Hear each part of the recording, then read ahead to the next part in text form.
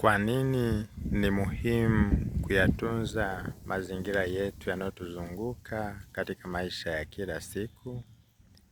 Mungu alipomuumba mwanadamu,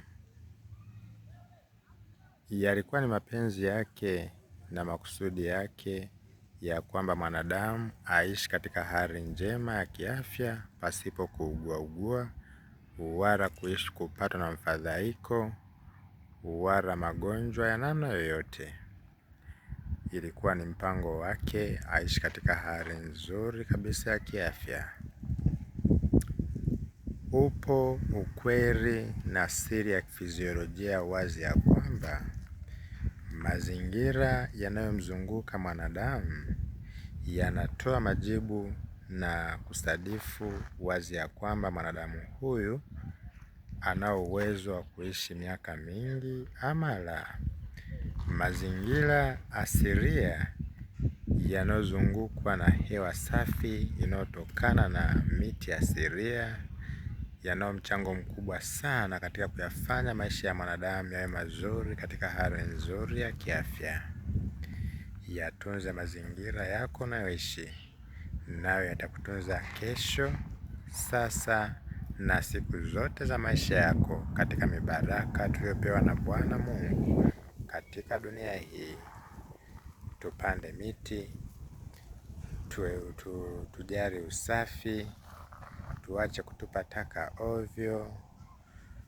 Tujitahidi sana tuepuke kuchoma moto ovyo. Tujenge nyumba kwa kufuata mpango mzuri wa makazi. Tuhakikishe nyumba zetu zinakuwa na madirisha ya kutosha kwa ajili ya kuruhusu hewa safi na mwanga wa jua.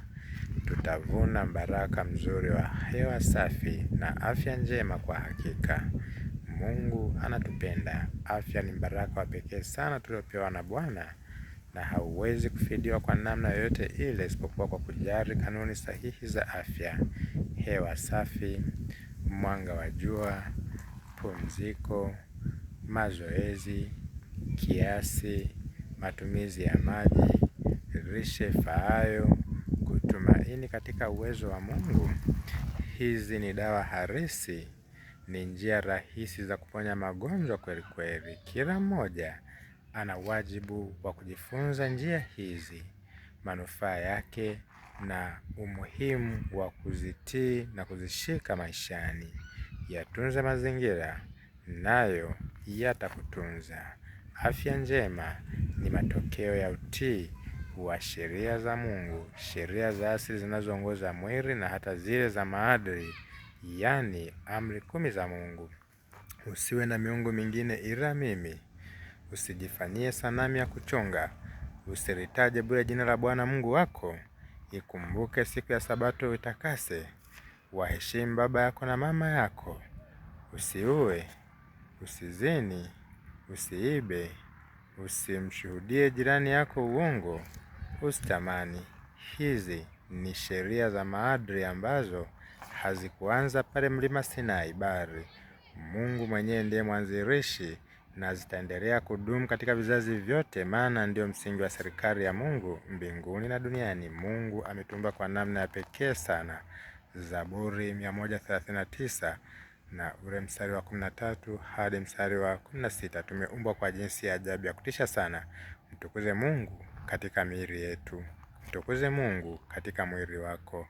Mwili wako, mwili wangu ni hekalu la Roho Mtakatifu. Wakorintho wa kwanza sura ya 3 mstari wa 16. Wakorintho hiyo hiyo sura ya 6 na ule mstari wa 19 na 20. Bwana awe pamoja nanyi. Karibuni sana katika wito wa kutunza afya na kuyatunza mazingira na kujali afya katika kizazi hiki na kile kinachokuja. Kwa mawasiliano zaidi ni 0743356626. Mazingira ni hazina. Mimea, miti ni urithi. Bye.